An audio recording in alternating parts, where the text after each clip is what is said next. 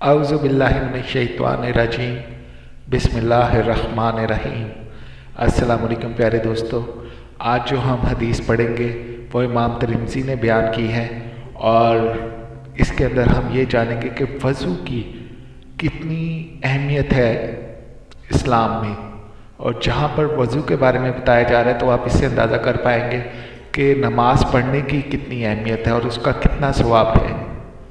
रसूल अल्लाह सल्लल्लाहु अलैहि वसल्लम ने फरमाया, जब मुसलमान या मोमिन बंदा वज़ू करता और अपना चेहरा धोता है तो पानी के साथ या पानी के आखिरी कतरे के साथ इसके चेहरे से वो तमाम गुनाह झड़ जाते हैं जो इसकी आँखों ने किए थे, या इसी तरह की कोई और बात फरमाई।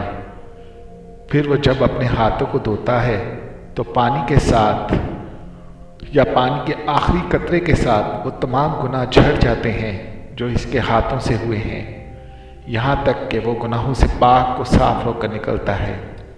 माशाअल्लाह, आपको इससे अंदाज़ा हो चुका होगा कि जब वज़ू की इतनी अहमियत है तो नमाज का तो आप क्या कह सकते हैं, वो तो बहुत बहुत बड़ा सवाब है इसका।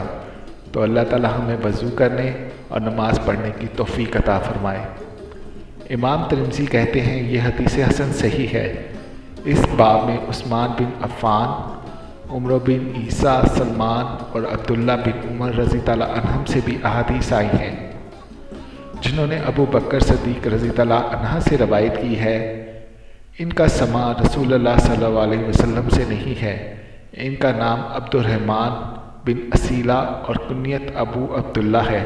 उन्होंने रसूलुल्लाह सल्लल्लाहु अलैहि वसल्लम के पास सफ़र किया।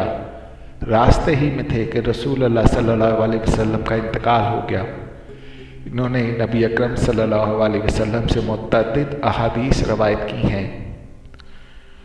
तो अल्लाह ताला हमें अहादीस सुनकर उन पर अमल करने की तौफ़ीक अता फ़रमाए। और अगर आप इसको हवाले से पढ़ना चाहते हैं तो इमाम तिरमिज़ी की किताब पढ़ लें अहादीस की, तो आपको ये सब कुछ वहाँ पर लिखा हुआ मिल जाएगा।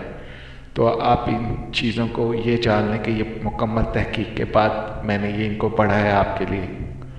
तो अल्लाह ताला हम सबको नेक, परहेज़गार और नमाजी बनाने की तौफ़ीक अता फ़रमाए। आमीन या रब्बुल आलमीन।